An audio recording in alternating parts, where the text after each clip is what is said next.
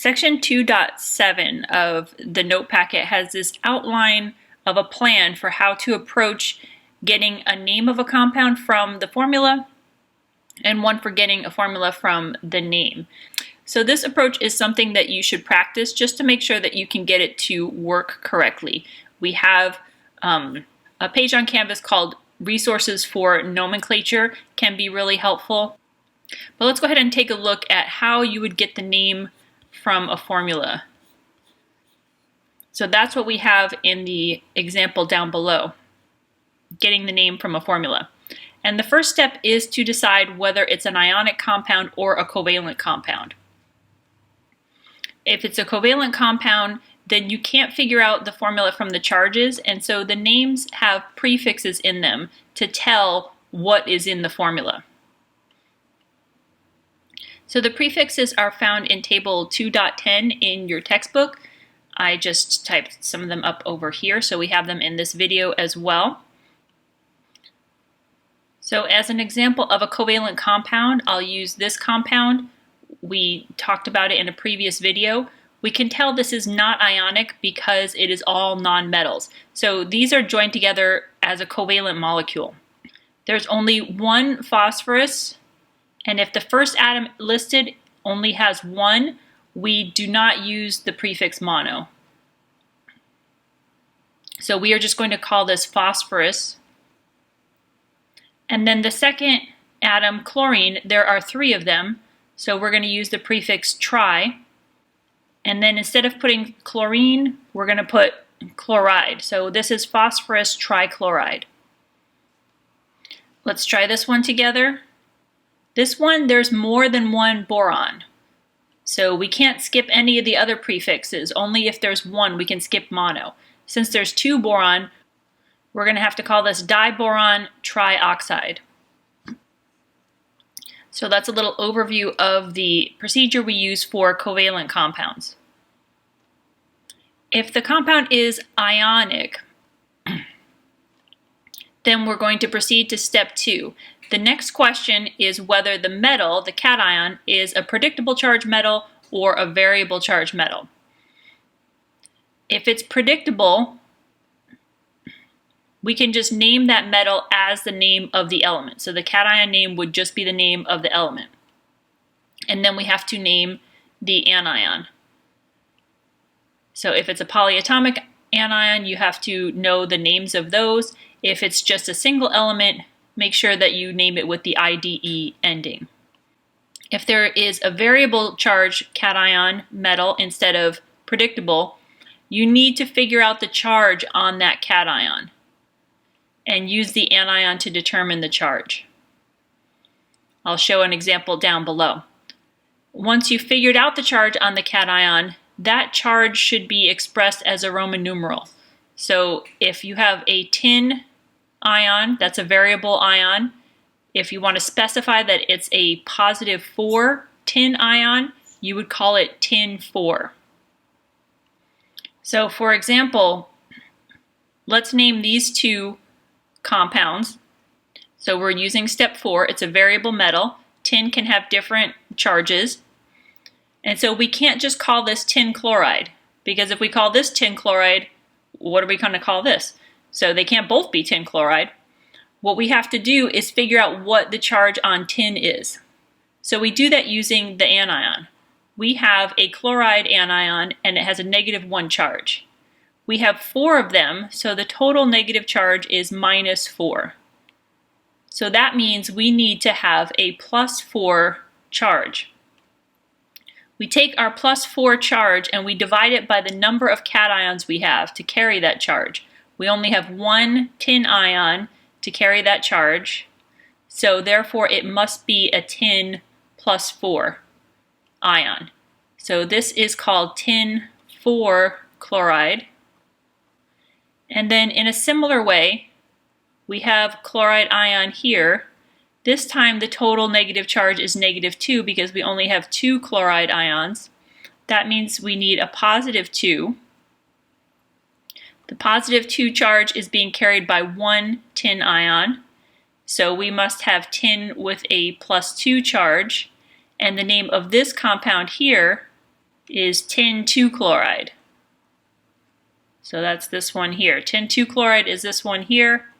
Tin 4-chloride is this one here. Alright, so let's try a few of these. I've added an extra one because I want to make sure I point out something here.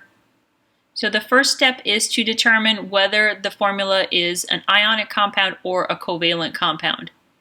Let's go through all of these and do that so that we can follow the two different pathways. So we have a metal and a nonmetal here. This is ionic. Here we have all nonmetals. That's going to be covalent, because there's nothing here that can be a cation. See, here we have a cation and an anion. Here there's nothing that can be a cation, so it can't be ionic. It's covalent. Here we have a metal cation and a polyatomic anion, so this is ionic. This one we have a metal cation and a nonmetal anion, ionic. The same thing here. Here we also have a metal cation, a polyatomic anion, so this is ionic. This one's a little bit tricky because it looks like all nonmetals, but we do have ammonium. That's our one ion that is a cation that is made of nonmetals. So we do have a cation and an anion. So this is ionic as well. And this is also ionic. We have a metal cation and a nonmetal anion. So we only have one covalent example here. That's probably good enough. This is if ionic, so we don't have to answer that question. Let's go ahead and do the covalent compound first using our prefixes. So we have 2 phosphorus. We're going to call this diphosphorus. And then there's 5 of the oxygen. When we have this oxide that starts with O, we tend to drop the A. Instead of pentaoxide, we drop the A and we just call this pentoxide. Okay, so with these ionic compounds, we have to tell whether the metal cation is a predictable charge or variable charge element. So we have variable, predictable, predictable, variable, predictable. This one's not even a metal, so I'm just going to skip that one. And variable. Okay, so let's do these predictable ones first, and let's also do this ammonium one first. The thing about the predictable ones is that we don't have to figure out any charge in order to name it. There's only one type of magnesium, and we call it magnesium ion. So this is magnesium. We don't need any Roman numerals. And then this is the sulfite anion, magnesium sulfite. Over here we have calcium, and we have bromide.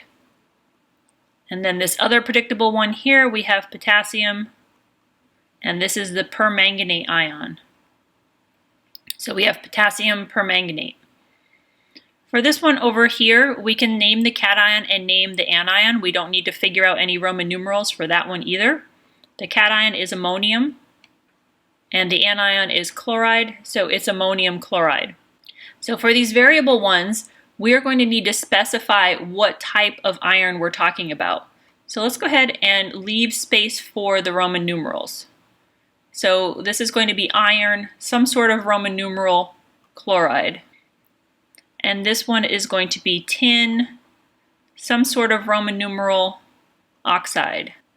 And then this one is going to be copper, some sort of Roman numeral, and sulfide. Okay, so to finish naming these, we need to figure out what the charge on iron, tin, and copper are. So for this, we have chloride anion. We have chloride, which has a -1 charge on it, but we have 3 of them. So our total negative charge is -3. That means for our positive charge, I'm going to get a little space here. We already know it's ionic, so let's use this space to say that we have a +3 charge that is needed. This +3 is being carried by 1 iron ion, and so we must have iron with a +3 charge. And then you can double check if you had iron with a 3+ and you had 3 chlorides with a -1 each, would that formula work? And it does. So we have iron 3 chloride here. Okay, so for this one, we have oxygen with a -2 charge. The total minus charge is -4. That means we need a total positive charge of +4. We take the +4 charge and it is being carried by one tin ion, so this must be a tin 4 ion. And we write that as IV. So here we have a sulfide ion that is a -2 charge. There is one of those. So the total negative is -2. That means we need a total positive charge of +2. That +2 charge is being carried by 2 copper cations. So we have 2 coppers adding up to a total of +2. So each one of those copper must have a +1 charge. So it looks like we are dealing with copper with a +1 charge. And you can double check. If you have copper with a +1 charge and you put it together like this, that'll work out. If you mistakenly thought that copper had a +2 charge and you tried to put together this formula, you would see that it doesn't add up to 0. It only adds up to 0 if we have a +1 charge on each copper. So this is copper 1 sulfide. In the past, when using this chart, I have gotten questions on this one here with the O2. We do have a polyatomic ion that is called peroxide, and it's 2 oxygens with a -2 charge. And so I just wanted to point out that peroxide ions are much more common in organic structures, so that's not something that we come up against very much in general chemistry. So if you see 2 oxygens, you can pretty much make this assumption here that we have 2 regular oxide ions with a total of -4 charge. The most common peroxides that you see in inorganic chemistry would be something with a group 1 metal that is pretty obvious. So something like sodium peroxide, where you have a +2 charge from the 2 sodium, and so you know for sure that you have a -2 charge from the peroxide ion rather than a -4 charge from 2 oxides. So the peroxides that you do come across are the ones that have predictable metals anyway, so there's not really any ambiguity of what the charge on oxygen is. So if you see some oxygens next to a variable charge metal, you can definitely make the assumption that they are actual oxide ions and not peroxide. Let's look at doing this the opposite way, getting the formula when you are starting with the name. We still want to start with that same step 1, figuring out whether it's ionic or covalent. I've put some names around here, so let's go ahead and use these as practice since I don't have another table. So sulfur hexafluoride, sulfur and fluorine are both nonmetals. Neither one of them can be a cation. We also see a prefix here. All of these are signs that this is a covalent compound. We'll put a little C here for covalent. Carbon monoxide, we have the same situation. All nonmetals, nothing to be a cation, so this is covalent. Iron 3 oxide, we do have a cation and an anion, a metal and a nonmetal, so this is ionic. Gold 1 sulfate, so we have a metal cation, a polyatomic anion, that is also ionic. And here, aluminum nitrate, metal cation, polyatomic anion, this is also ionic. Okay, so for covalent ones, these 2 covalent ones, we are going to use the prefixes to figure out the formula. Since sulfur does not have a prefix, the only prefix we're allowed to drop is mono, so there must be 1 sulfur. And then hexa means 6, so there are 6 fluoride or fluorine atoms. Carbon does not have a prefix. When the prefix in front of the word is dropped, it must be mono, so it must be one carbon. In the middle of the word, you can drop the mono, but you can use it as well. A lot of times for this compound, carbon monoxide, you do see that prefix used with the second atom. So there is one oxygen as well. One carbon and one oxygen. So just a little note here, be really careful when writing carbon monoxide versus the atom cobalt.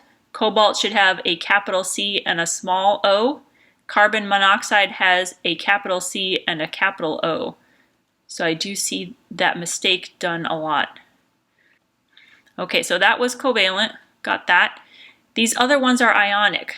So what we want to do for ionic is write out the cation with the charge and the anion with the charge. The iron 3 cation is iron with a +3 charge. The oxide anion is oxygen with a -2 charge. Now we need to figure out how much of each is needed to make overall 0 charge. So we are going to need more oxygen. Now it's 2 negative. We're going to need more iron. Now it's 2 positive. More oxygen. And now it's just right. We have +6 and we have -6. So we have 2 iron and 3 oxygen. So here, this next one, gold 1 sulfate. We have gold with a +1 charge, and we have sulfate SO4 with a -2 charge. This is not balanced 1-to-1. We need another gold. So the formula would have 2 gold and 1 sulfate. Finally, aluminum nitrate. Aluminum has a +3 charge, and nitrate has a -1 charge. We're going to need 3 of this nitrate group to counteract the 1 aluminum. And we are going to show the nitrate in parentheses, because otherwise it would look like oxygen 33. So we need 1 aluminum, 3 nitrate. Just one thing I wanted to point out about the Roman numerals. A lot of times people make the mistake of thinking that this Roman numeral is the subscript on iron, and that is pretty much always wrong. So iron 3 oxide does not have 3 iron in it. It's just that the iron that it has are +3 charged. Same thing with this gold 1 sulfate. It does not have 1 gold in it. It's just that the gold that is in there is a +1 charge. So don't make that mistake of thinking the Roman numeral is going to match the subscript. Okay, so the last little piece of information here in chapter 2 is about the acids.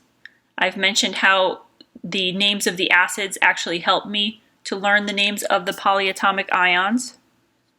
Let's take a look at these tables in your textbook. There's also acids listed in the note packet. So here we have our textbook, chapter 2 on chemical nomenclature. Oh, here's table 2.10 with the prefixes here.